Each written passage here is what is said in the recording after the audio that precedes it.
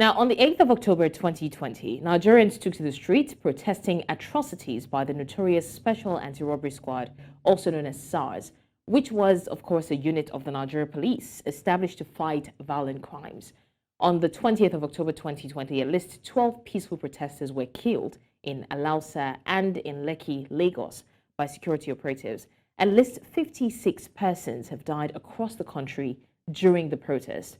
Victims include protesters and thugs who were allegedly hired by the authorities to confront the protesters. Now, in many cases, the law enforcement and security forces had used excessive force in an attempt to control or stop the protest. 3 years after, these issues that the youths were fighting against are still resurfacing, and some even stronger than ever. Now, before I introduce my guests, our correspondent Nii Omoni was earlier at the Lekki toll gate to observe the situation there. Let's take a look. Listening to your discussion about if people have moved on, I'm not really sure, although, yes, observing on social media, the hype might not have been there as it was when the End SARS Memorial 1.0 was done or the End SARS Memorial 2.0 was done. And not much civil society had carried it now, and also celebrities. But I think, and even here on the field, we can observe that we didn't have the same amount of car processions or people who were ready to defy law order and come to this toll gate as we had it during the End SARS 1.0 or End SARS 2.0. But I don't think that means people didn't want to come. I just think that over the months and over the years, the clampdown that has happened on anything that has to do with protests in Nigeria, in Lagos, has sort of not instill fear, I would put, but as some sort of make people have a double mind that is it even necessary? Is anything even, maybe is it worth fighting for? Is there any reason to even go out there and just get maybe injured again or get caught in the crossfire? Because we know that the first End SARS Memorial 1.0, End SARS Memorial 2.0. Well, that was the update by our correspondent Nii Omoni at the Lekki toll gate on the memorial 3 years after. Now, joining us for this conversation, we have Mayowa Ajibodu, the youth and peace advocate. Thank you so much, Mayowa, for joining us. Thank you so much for having me. Blessing. It's good to see you face again. Right, it's good to see you again as well. We also have Barrister Tope Temokun, human rights lawyer. Thank you, Barrister Tope, for joining us. Thank you so much. I'm very happy to be with you. We're happy to have you join us as well.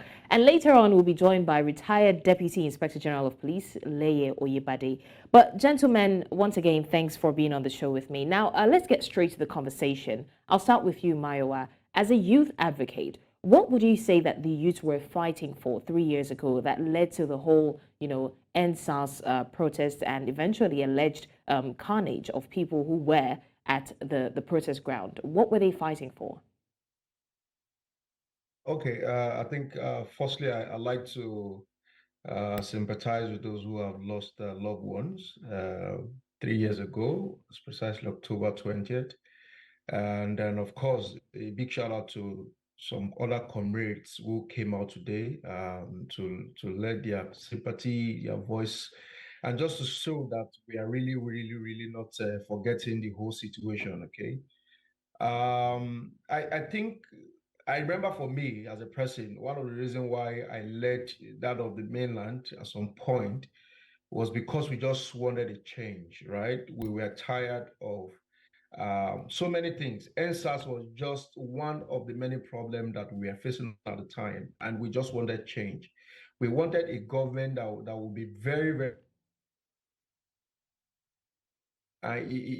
so NSAS just brought out that anger, that underlying issues, right? Before full war blows out, or before any conflict, before anything comes out, there are usually certain underlying needs. There are certain problems that might be hidden. And so for the youth, the NSAS was just a call for us to speak out, to raise our voice, which is why they call us the Sorosuke generation, right? So we're just tired of so many things. We wanted a change. We wanted a government that can listen, that can be responsive, And don't forget that End SARS was something that has been ongoing for years, a call to ban the special anti-robbery squad. But then the government were not doing anything. And so that protest, that avenue was just an opportunity for us to call the government to say, come, it is high time you start listening to us. It's high time you start taking responsibility. It's high time you start taking accountability for your actions, right? So it was just a call for a change. And we wanted a Nigeria that works. People are tired of jackpying. People are tired of traveling. People want to be comfortable.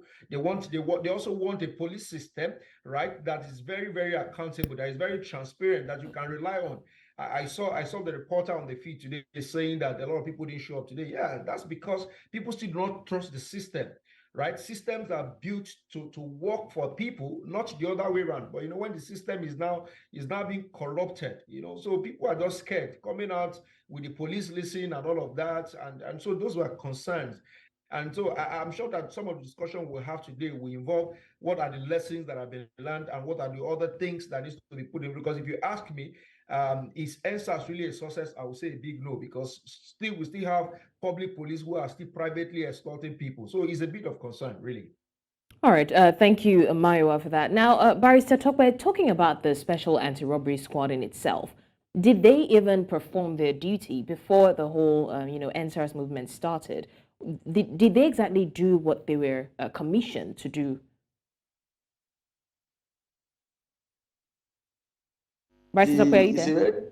Yes, yes, I'm with you. It's a very sad story. It's a very sad story. The problem we have in this country is about implementation. Before you come to put in place a special force to tackle a special problem like that of armed robbery and kidnapping that actually led to the formation of SARS, it was actually a very worrisome experience. And when policies like this come to be put in place, people normally will applaud the government of the day, for taking it to right to put in place a force that will specially tackle a particular problem. But the problems that SARS was created to tackle, when the formation was working, when the formation was in action, SARS complicated issues for the country. SARS caused more problems than they were created to solve. SARS became more feared, more dreaded by the citizens, even more than kidnappers, even more than the armed robbers they were created to tackle. So the problem that is bedeviling the country is a systemic problem that no matter what, a lot of policies have been put in place to deal with a particular problem in this country. But we just end up creating more problems than the policy was meant to solve. So if I ask as a lawyer and as a human rights participant in this country, that did SARS actually satisfy or satisfactorily take control of that situation of fighting the menace of armed robbery and kidnapping, when they were in existence? I would say no. No matter what you can say. Some of us who were participants, who were insiders as human rights lawyers, we knew a lot of evils and atrocities perpetrated by SARS formation, which if brought, to the public, people will know that the problems created by SARS, the injustice caused by SARS, the brutality caused to the citizens by SARS was, if not more, was of equal magnitude to that of the armed robbers and the kidnappers. Many innocent people lost their life in the hands of the formation when they were in existence.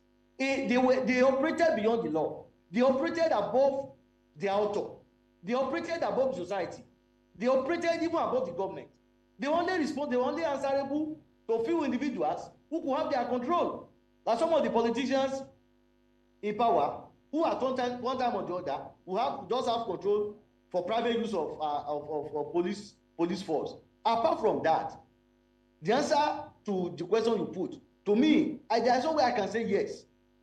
Because I know more in respect of the activities of SARS as All a right. lawyer who went to SARS office for many citizens who were unjustly incarcerated. Yeah, speaking of that, Barrister Temokun, now at least 15 protesters arrested in 2020 are still being arbitrarily detained, the majority of them even without trial. Isn't this a violation of human rights in your own capacity as a lawyer? It is more than a violation. What citizens of this country, what the youth have witnessed over the years, before the uprising of October 20, and after the uprising, is more than injustice. It's more than violation of human rights. It is an understatement. We'll be understating it if we just call it violation of human rights.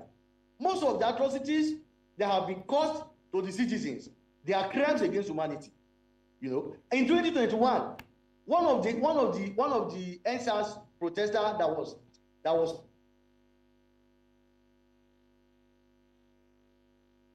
Barrister, are you there? Yes. Okay, please go ahead. Yes. I happen to be the lawyer in that matter. That is Kemisola Oguniyi. She was arrested in that 2020 October.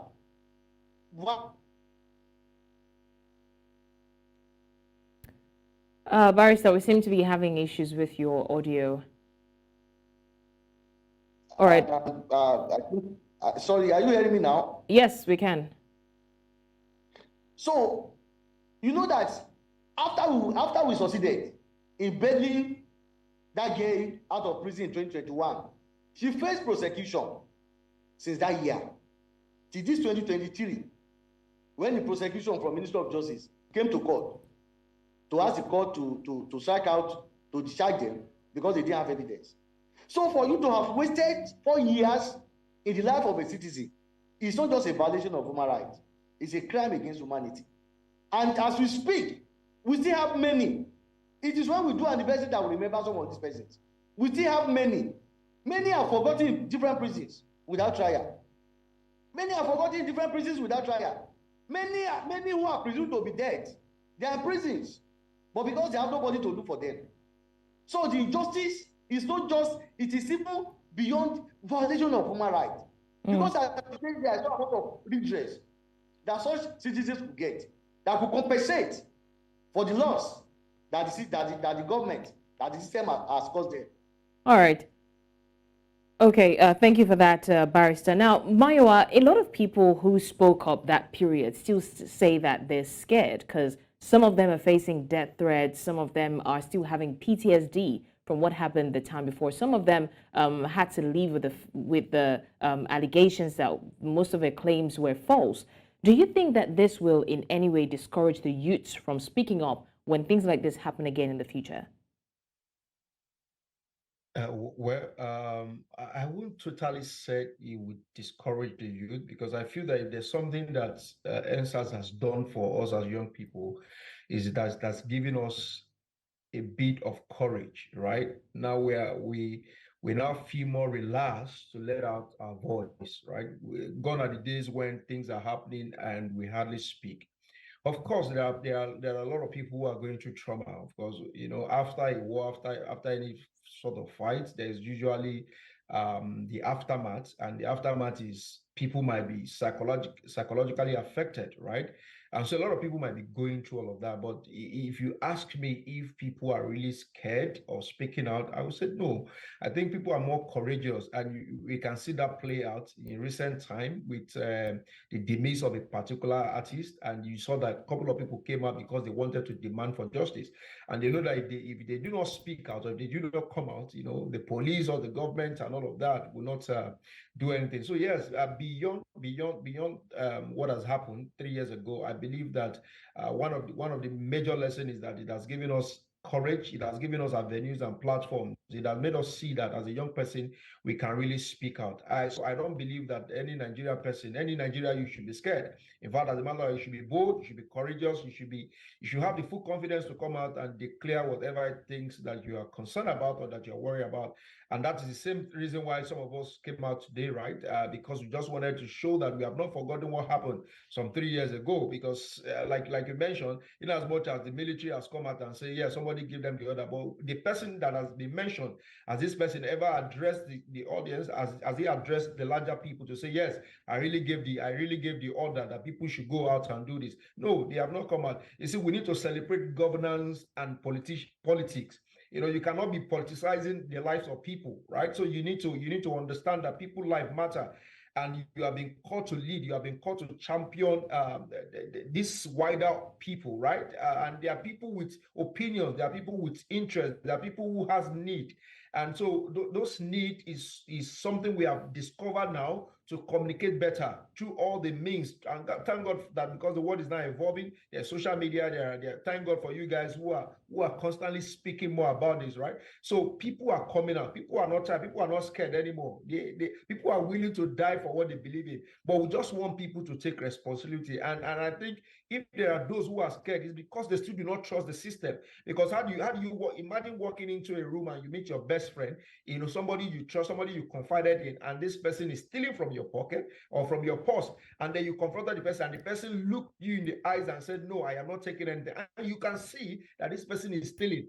So what that happens is that there is a breach of trust, and if that is the case, it becomes an issue to have relationship, right? Relationship happen over time, so it's not something that will just happen overnight. So for us to trust the system, to trust the government, to be able to comfortably face them and tell them our mind without any sort of conflict or without any sort of violence, then we must be able to trust them. And I don't see that happening so far, really.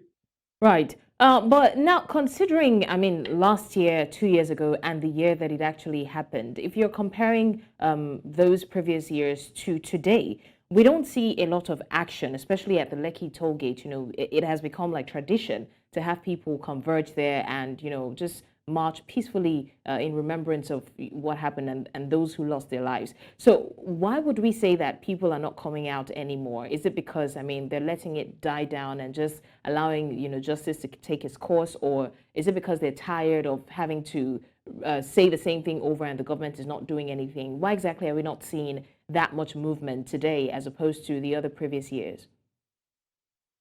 Blessing, sincerely. Imagine you're applying for something for almost 30 years. Imagine you keep applying for same thing all over, and you're not getting the same result. You tend to be discouraged, you tend to be weary, you tend to want to just call it quits sometime, right? So I think what is happening is that a lot of people are discouraged. You in the first year, you shouted, give us this, we want this, and then they promised that they will do it. Second year, you went back again and you noticed that that thing they promised a year ago has not been done. They said they will do this. They said they will help those who are brutalized. They said they will free people from the prison. Some people are still in the cell. They said they will do this. They said they will do that. And then you took that into the new year and realized they have not done that. You will be discouraged. And I think the whole this underlying issue is just issue of trust. If you want people to come and if you want people to keep doing this, there needs to be some sort of result. If there are no results, people are just being discouraged. They're just being worried that why should I come out again? After all, it's still the same thing. It's the same people in power. They have not changed. As a matter of fact, they are just rotating the same power. So the same person who is there last year is still there. The same governor you have two years ago is still the same governor. So this same person is not taking accountability. So how do you come out and explain to the same governor who is not willing to come out and say the truth? Governor who has not even addressed the people, who have not even looked in the eyes of the military and tell the military, did I give you the order? Okay, I gave you the order. Truly, I gave the order. I want to apologize. Common sorry. Till now, the governor of Lagos State has not been able to say it. This thing happens under his nose, right? He is the governor of Lagos State, and what has he done so far? So if he is not able to speak out, if he's not able to apologize to the people, if he's not able to be accountable to his leadership, to his authority as a governor of the state, how do you expect me to keep coming out and demanding justice from such a person? Somebody who I feel that might not be human. Mm. Mm. All right. Thank you, Mayowa, for that. Also, Barrister, this issue of police harassment and brutality, we're still seeing it, a lot these days. It's still being recorded till date, almost like the End SARS movement was an effort in futility. What's being done about it, especially as it pertains to the Constitution? Yes, I go into this. I also want to briefly react to the last question you put to my friend there, Mayowa, about whether people be discouraged just because the government has not acceded to their demands, and maybe that is why people are not in the street today. Yeah. You know, to me, based on my experience, you know, in revolutionary activities and movements, there is always a period we call lull in the movement.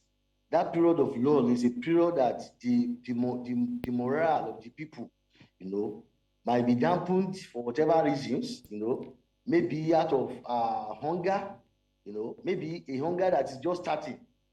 Because when somebody is over hungry, the person will also be forced to come to the street.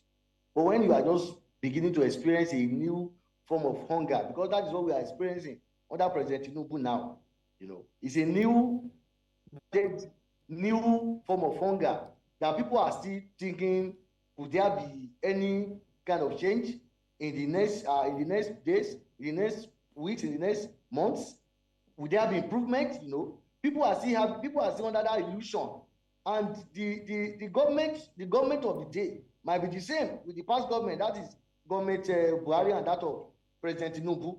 You know, they might be the same. They are the same party, but there is this mentality in the minds of the people that there is something new in town, and that mentality is there.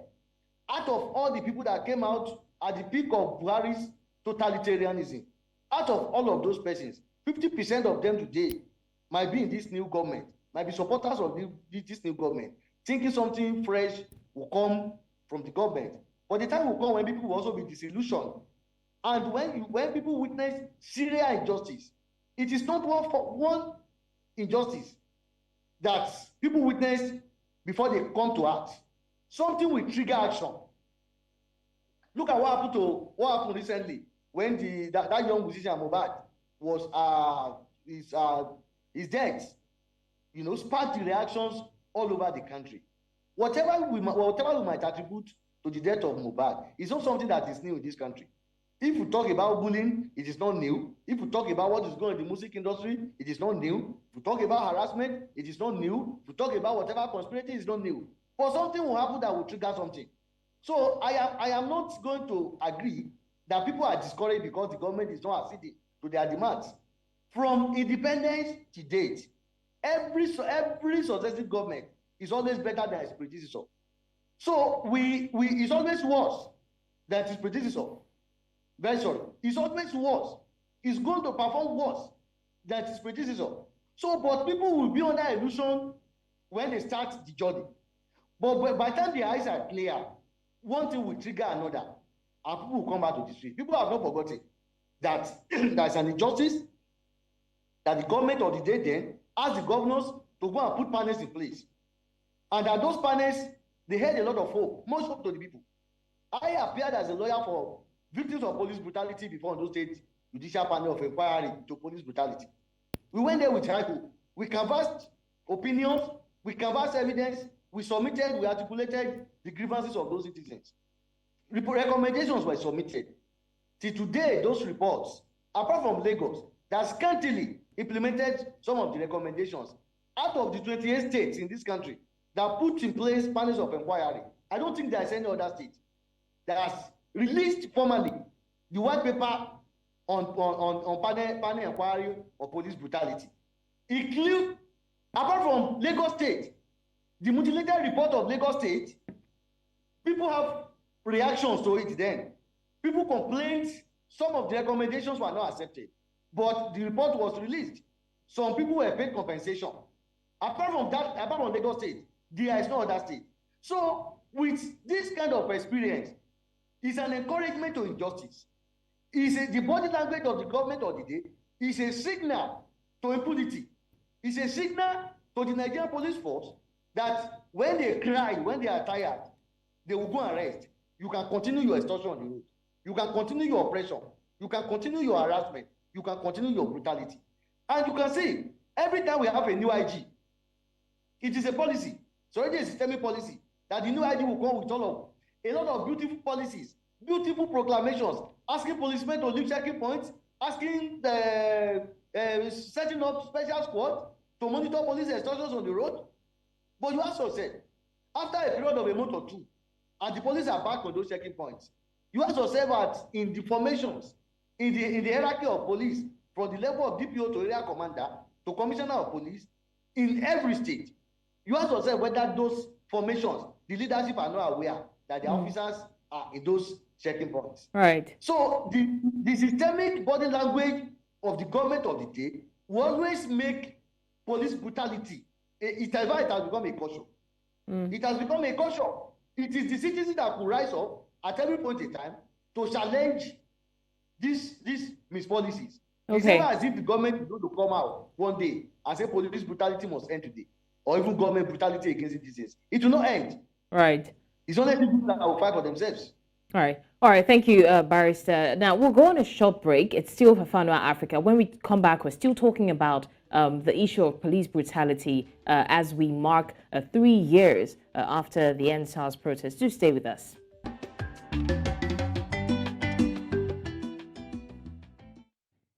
Many thanks for staying with us. It's still Fafanua Africa. We're still talking about 3 years remembrance of the End SARS protest on the 20th of October 2020. And we still have our guests still talking about police brutality and the likes. But in the meantime, we're going to take a quick look at what tweets are saying about this particular issue, and then we'll come back to the conversation. So let's look at the tweets we have.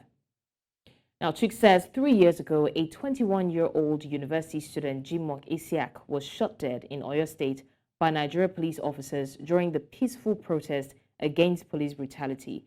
We will never forget. May all the souls of the departed continue to rest in peace. 2010-20.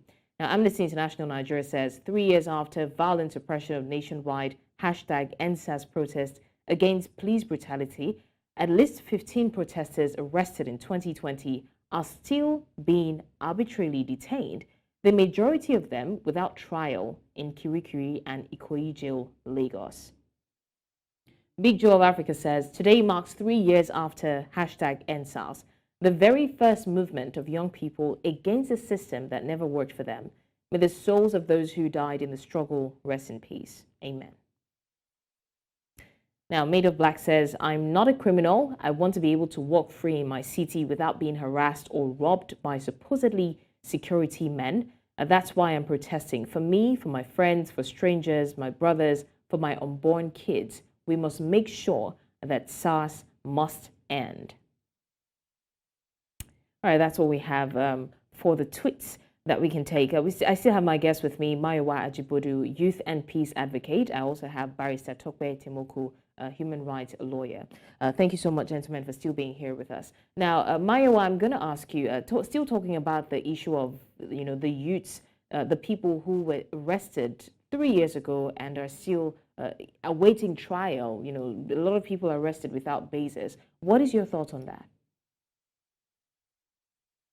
Well, it's sad. It's a sad experience, and we only hope that they eventually get the justice right. But one thing you need to understand that when it comes to the system, systems are usually looking for scapegoat. They're usually looking for people who they can, and that's why it's not new to us that certain people can be used to replace certain people just to take the fall for actions or I just feel that I pray that they have justice and good enough. We have human rights lawyers who are passionate about this and who we hope can also be inspired to let out their voice and rescue these people and standing for some of these people don't even have lawyers. Some of them might have lawyers, but they are not able to retain those lawyers. So we need human rights lawyers, we need activists, we need people who can keep speaking out for them. And then we also need the government to please how do they say it, to just show mercy to those people and let them go, right? It's been 3 years. Okay. Thank you, Mayowa, for that. Now, Barrister Tope, what would you say is the compensation given to the families that lost their loved ones or the people who became handicapped in some way from that protest, from the event? For me, as far as I know, I don't know much of compensations given to any victim of police brutality outside Lagos State. And those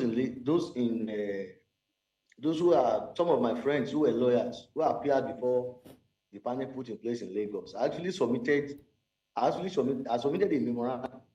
It came late, so I didn't appear before the panel in Lagos, but I appeared before the panel in Ondo State, and the report of the panel that was submitted to the governor was some of the extracts that were reported in newspaper mentioned, the recommendation to pay like millions of naira to citizens for police to publish letters of apology, and some far-reaching recommendations to the law as it affects enforcement of judgment.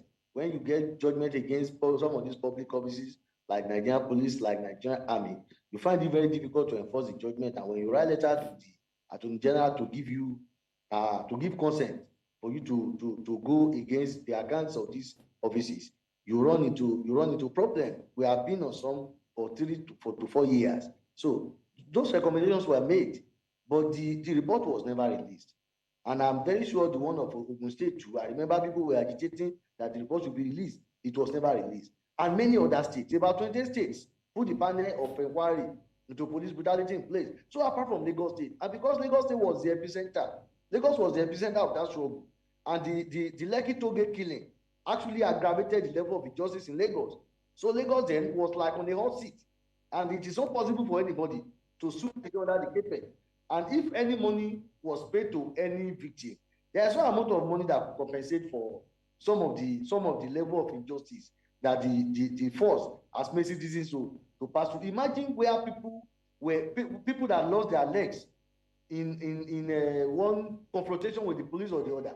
If you give that kind of person 100 million under this economy, the person will be able to eat, but it could never make that person a better person. So I don't know of any money that was paid to anybody in Lagos that will compensate for the level of injustice. Some people were blinded. I've seen there are situations in which bullets of the police, were used to disable, a number of citizens. So those persons, there's no amount of money you can give to them that could adequately meet the injustice of that situation. But at least, if something is done, look at the report of Ondo State in particular, that made recommendation for apology, that made recommendation for amendment of law that will enable citizens to actually carry out enforcement of judgment when they get judgment against Nigerian police and some of these public officers. Imagine that kind of report coming to see the light of the day. Imagine the kind of benefit it will have for the people. Right. But because of the fact that after the president gave them marching orders I think it was 16th of when they were directed to go and put the panels in place.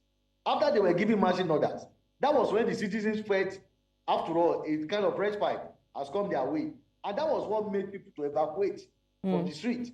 Right. That after all, there's a platform where they will go and ventilate their grievances, and at the end of the day, they kill the hope of the people, in that process. All right. I can't see. There is no compensation anywhere. Right. Apart from the one that currently done in Lagos, no compensation anywhere. I've not heard of any. All right. Thank you. Yeah. All right. Thank you so much, gentlemen. I want to say a big thank you, Mayowa, Ajibodu, youth and peace advocate, and of course, thank you so much, Barrister Tope Temokun, human rights lawyer. Thank you, gentlemen, for joining us on the show. It's my delight. Thanks so much. All right. Well, now without wasting time, we're now being joined by retired Deputy Inspector General of Police, Leye Oyebade, who will also help us understand some things that have happened after the End SARS protest and some of the things that happened during the protest. Mr. Oyebade, thank you so much for joining us. Thank you for having me. Good afternoon. It's a pleasure. All right. This is the third year after the End SARS protest, and 3 years after, we still do not have proper clarity about what exactly happened that fateful night. What do you think about the entire, event? What do I think about what happened? Yes, about the entire event that unfolded. All right. If you want me to start by quoting from a popular book, it is called 48 Laws of Power. 48 Laws of Power.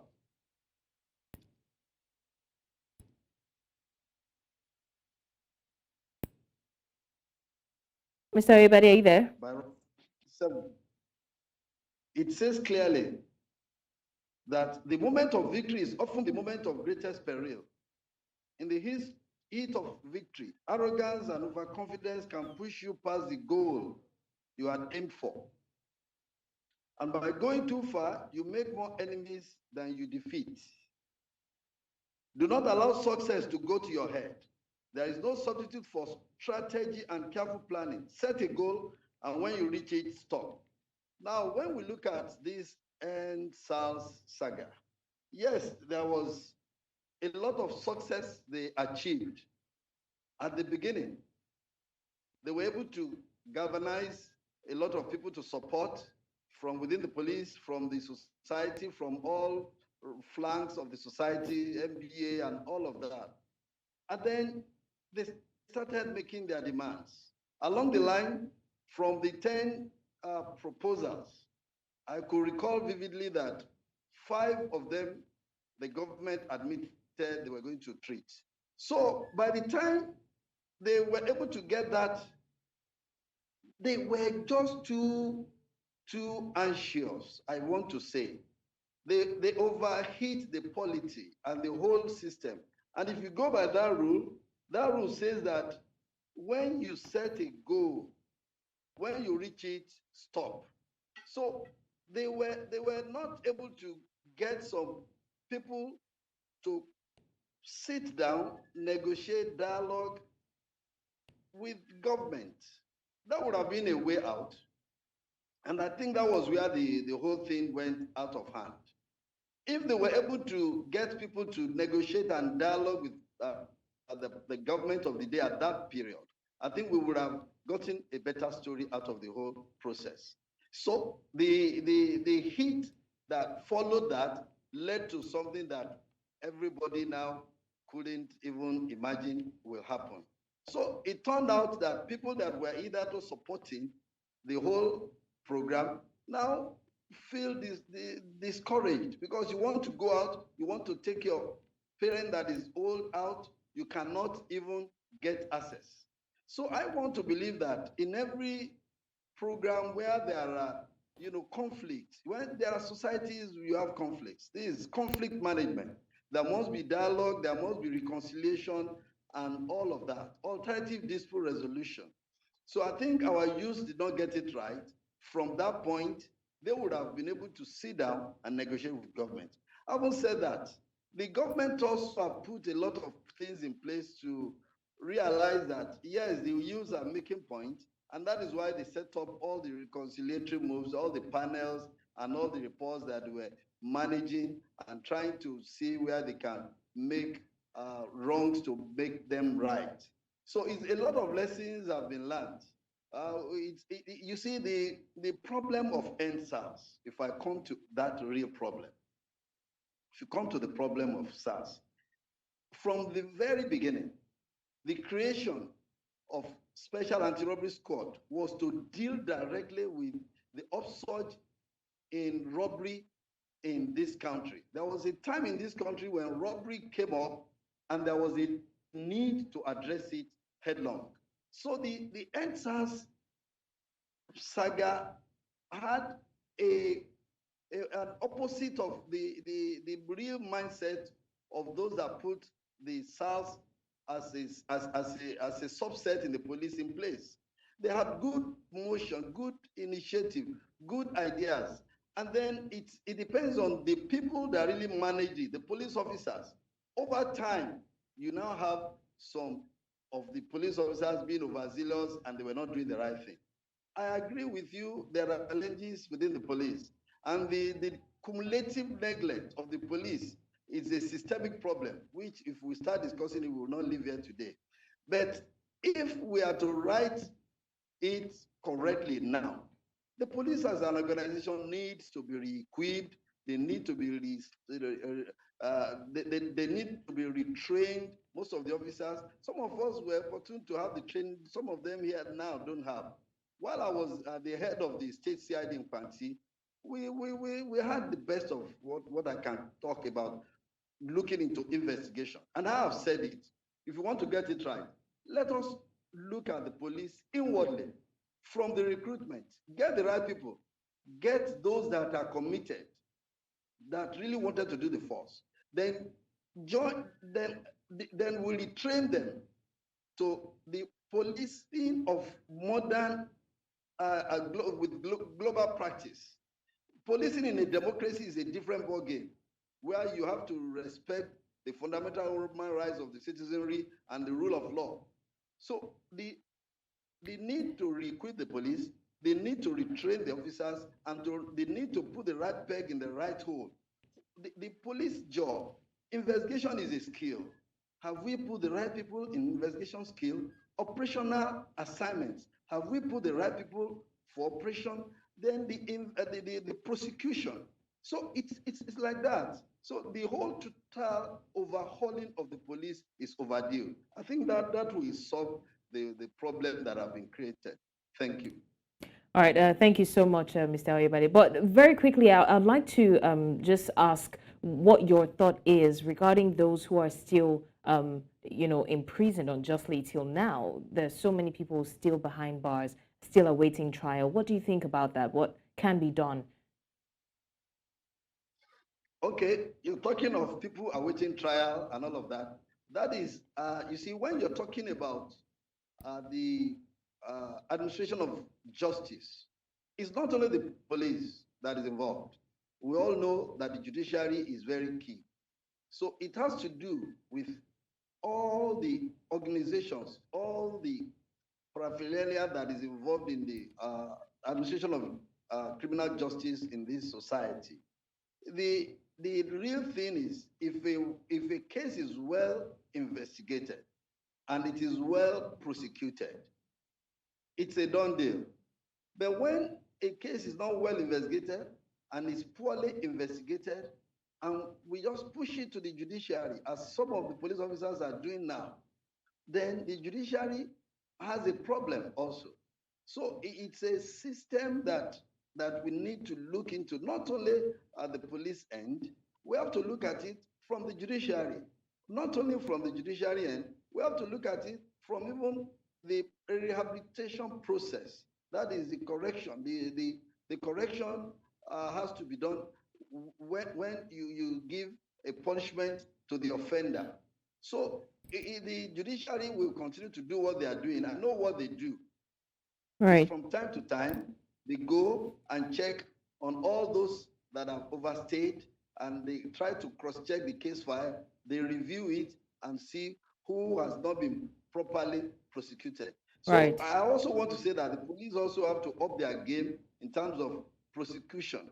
If we prosecute appropriately, because sometimes you come to the court, maybe the IPO is not there or the witness is not there, all these food drag and leads to the issue of postponement, adjournment, and that is not too good for the system. Okay. So it's a whole lot of holistic cleansing that will be needed. Right. From the police end, even to the judiciary and to all those that are involved in the administration of justice in our society. Thank you. All right. Thank you so much, Mr. Oyebade, retired Deputy Inspector General of Police. Thank you once again for joining us on the show. Thank you.